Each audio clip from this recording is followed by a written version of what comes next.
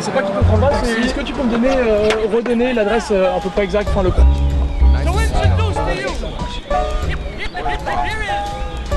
Yo, is my mic sounding right? Yes it is. Well alright, let's get this party started, yo. Oula, j'ai l'impression qu'il prend une assassinée. So real in the SPs to keep it in fresh G. I got breath control like Dizzy Gillespie. Solo got soul like my man. On se dirige là vraiment vers la boulangerie. On s'est trompé d'adresse, on pensait que c'était dans la concession française. Et en fait c'est une seconde boulangerie.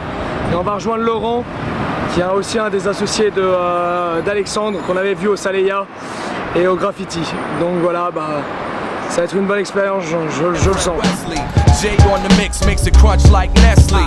The sound providers, you know them, you love them. But what about surreal? Here's a funky introduction. Born in Aquarius, don't believe astrology. Graduated true school degree in flowology. Hate don't bother me, fakes don't follow me. Love my neighbor, my number 2 policy.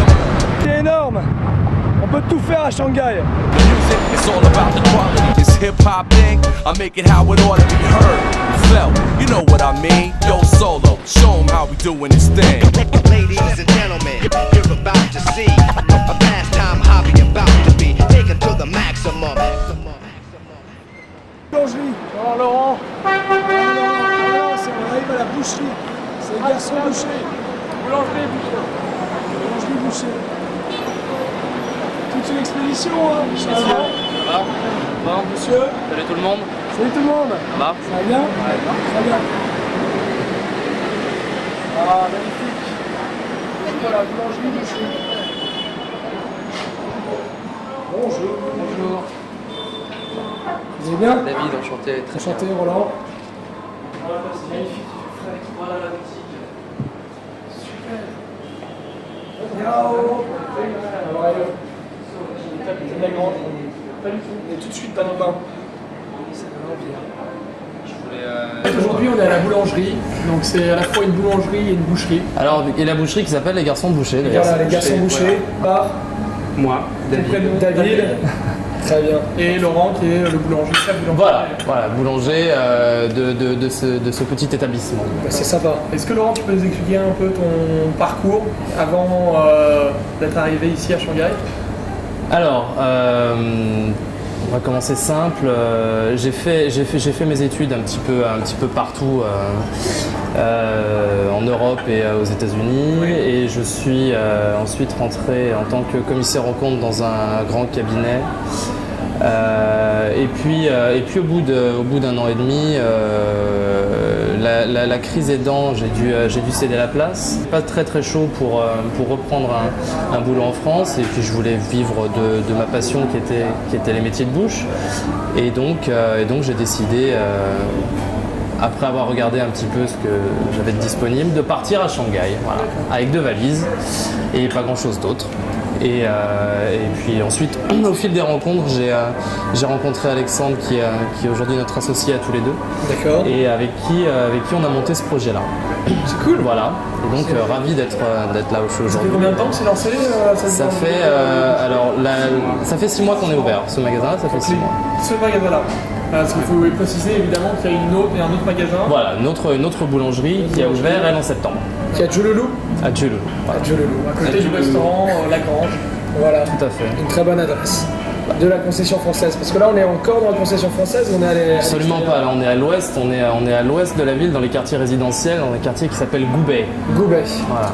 Donc en fait, on a choisi d'être ici parce que il y a vraiment deux populations différentes. La population qui vit dans la concession française est plutôt au centre de la ville, est plutôt une population constituée de célibataires, on va dire entre 20 et 35 ans, qui sont des gens qui, pour la plus grande partie, ne cuisinent pas chez eux, vont manger au restaurant. Et nous, ce qui nous intéressait forcément, c'était de toucher des familles, des gens qui mangeaient chez eux quasiment tous les jours, des gens avec des enfants. Là, c'est un quartier majoritairement d'expats, en effet, mais d'expats mondiaux. On n'est pas que sur la France, les États-Unis. Voilà. Française, comme c'est le cas dans la grande concession. Il y a beaucoup de concurrence dans le coin. On n'en avait pas quand on a ouvert. Ouais, d'accord. Aujourd'hui, on en a. Vous étiez en meeting juste avant l'interview avec des concurrents. On n'était pas en meeting avec les concurrents, mais on reste un petit peu informé de savoir ce qui se fait dans le quartier. D'accord. Voilà, pour pas être distancé, dépassé par les nouveautés du moment chez les autres. Concurrence saine ou pas? Oui, c'est une On concurrence. essaie de concurrence saine. la garder saine. Bénéfique. En ce qui concerne par exemple la partie boucherie, charcuterie, on a été les premiers à offrir ce service et c'est bien que d'autres s'y mettent puisque ça crée une tendance. C'est toujours difficile de créer, de maintenir une tendance quand on est seul. Quand d'autres commencent à faire la même chose, Bien sûr. puis ça entraîne, C'est sûr. ça entraîne les consommateurs aussi. C'est Donc sûr. crée une dynamique. Aujourd'hui, on a démarré. Enfin, quand on a ouvert sur un marché de niche très local, très localisé. Avec la concurrence qui arrive, l'offre produit qui augmente, on a un marché qui s'étend aujourd'hui, alors notamment pour la boucherie sur des clients asiatiques et chinois, ce qui n'était pas le cas au début. Non. C'est un petit peu différent pour les produits sucrés et pour la boulangerie en général, parce que c'est des produits que les gens connaissent plus facilement. Qui connaissent plus facilement et puis qui sont accessibles au niveau goût. C'est moins sucré pour la clientèle chinoise. Alors, Parce que ça, on a beaucoup entendu parler. ouais, alors la clientèle chinoise aujourd'hui représente, 5 à 10% selon les jours de la clientèle totale du magasin. Ce sont des gens en général shanghaïens qui ont les moyens, qui ont voyagé et qui connaissent les goûts. Donc qui ont un palais qui a évolué. Si aujourd'hui je prends le chinois lambda avec son goût, son palais, aujourd'hui j'ai des produits qui ne lui correspondent pas, sauf les tartes aux œufs qui sont implantées dans le pays depuis une cinquantaine d'années et que tout le monde connaît. Le palais chinois aime le gras, mais pas le sucre. Okay. Donc moi, c'est des produits qui sont trop sucrés. Par exemple, une tarte au citron meringuée va être trop sucrée, un baba au rhum sera trop sucré pour un palais chinois, on va dire, non éduqué à ce goût-là. Vous avez eu quelques barrières ou pas quand vous êtes arrivé en Chine à surmonter, enfin des moments un peu difficiles, des coups de blues, des difficultés? Je te laisse attaquer, t'es là depuis plus longtemps. Moi, ça fait 5 ans que je suis en Chine. Non, j'ai pas réellement rencontré tellement de barrières. Une barrière étant peut-être la culture. Une différence culturelle tellement importante qu'il faut un certain temps pour s'y habituer. Pour les comprendre. Non, pas couramment, mais je baragouine bien. D'accord. Et toi, Laurent, t'as eu des... Moi, déjà, ça fait beaucoup moins longtemps que je suis en Chine, ça fait seulement 1 an. J'ai pas parlé la langue à travers des cours au départ, puisque j'ai exactement comme David commencé à travailler tout de suite, puisque je m'occupais d'un restaurant. Et puis par la suite, on s'est enchaîné avec le projet. Donc non, ça a été. Aujourd'hui, je baragouine quelques mots de chinois que j'ai appris sur le tas et qui me servent aujourd'hui pour la vie quotidienne, mais rien de très littéraire. Ouais. D'accord. Au niveau des jeunes, vous êtes pas très âgé. Pas spécialement, non. Moi, j'ai 27 ans. 27 ans. Et David, 33. 33, donc encore très jeune. Est-ce que vous avez des conseils à donner aux jeunes qui se destinent à la boulangerie, à la pâtisserie, au métier de bouche Je pense qu'il y a énormément d'endroits dans le monde où on peut développer les métiers de bouche français et pas uniquement la restauration, mais aussi bien la boulangerie, la viennoiserie, la boucherie, la charcuterie. Il y a quand même énormément de... La fromagerie aussi, si on peut. Bien sûr. Un savoir-faire français qui est finalement pas tellement exporté. Pas assez exporté, pas assez développé. Le produit, l'aura, le nom est exporté, la qualité de produit n'est pas exportée, ni le savoir-faire. C'est dû à quoi, on sait? C'est dû à plusieurs choses à mon avis. Mais attaque. D'abord, il y a une chose qui me semble essentielle, c'est que tous les produits qu'on a ici, et on peut comprendre la fromagerie et tous ces produits-là, c'est des produits qui ont été créés en France dans un climat français. Aujourd'hui, dans les 2 tiers du monde, au niveau du climat, tant pour la production que pour la conservation, ça colle pas. Donc ça demande des investissements colossaux pour maintenir un fromage à bonne température, pour un affinage, tout ça. Donc pour la production déjà ça pose un problème. Aujourd'hui on a la clim. La clim à l'inverse sécher énormément le produit. D'accord. Qui va reprendre un gros coup d'humidité en sortant. Donc tout ça il faut balancer, il faut jouer avec la chimie pour essayer d'avoir des impacts le plus faibles possible sur les produits. Pareil, ça se travaille dans le temps et c'est vrai que c'est plus pénible au niveau de la qualité produit pour avoir le même standard que le faire à Paris, quoi.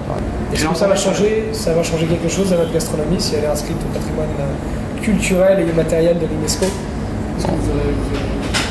Moi je pense qu'il faudrait vraiment surtout, et je pense que des gens comme vous, en faisant ce que vous faites, des gens comme nous, en faisant ce que nous faisons, et il y en a quand même plein d'autres, mais c'est vraiment les jeunes générations commencent à réellement promouvoir cette culture, enfin cette partie de la culture française. Chose qui ne se faisait pas avant, où quand même on a l'impression d'avoir des gens qui vivaient un peu sur leur laurier ou qui vivaient toujours dans l'idée d'un passé glorieux. Et le monde évolue. On est avec lui. À part les grands chefs, c'est vrai qu'on n'avait pas grand chose en représentation. Il n'y avait pas grand chose en représentation. Quand tu penserais que cette inscription pourrait justement permettre de redynamiser un peu cette promotion Je ne sais pas si ça aura un effet. Ça ne peut pas être négatif.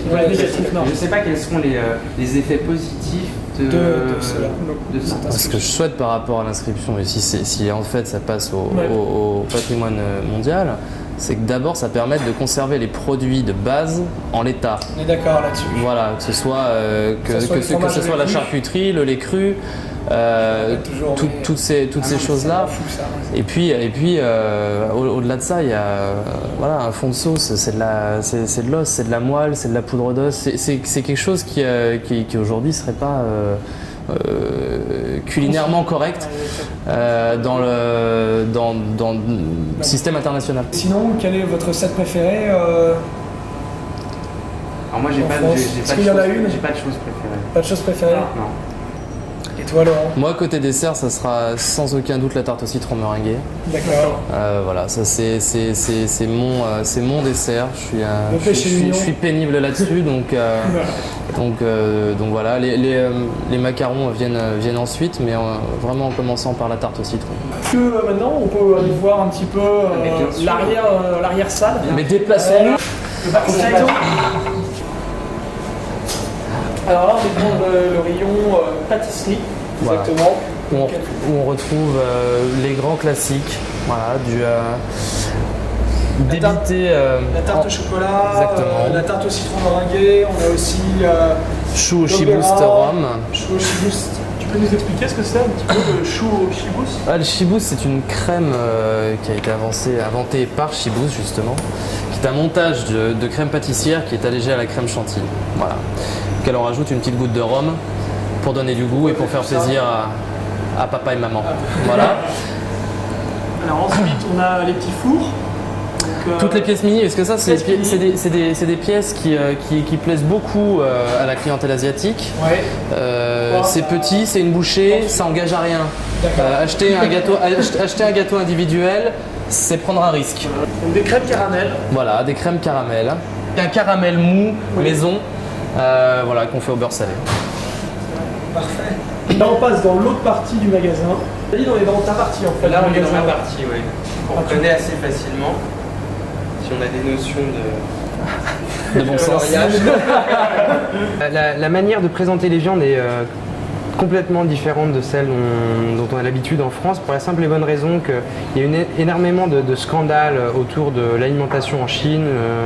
Il y a eu de la mélanine dans le lait, il y a des problèmes souvent et d'autres histoires où on a nettoyé le riz avec du lubrifiant pour moteur. Donc il y a vraiment deux types d'alimentation en Chine, une alimentation très bon marché mais qui est au niveau qualitatif absolument déplorable, et puis il y a des produits haut de gamme, mais le fait d'avoir tous ces grands scandales autour de l'alimentation font que ce soit les expatriés ou les Chinois qui ont de l'argent font très attention, veulent des produits toujours emballé, sous vide ou sous film, brillant,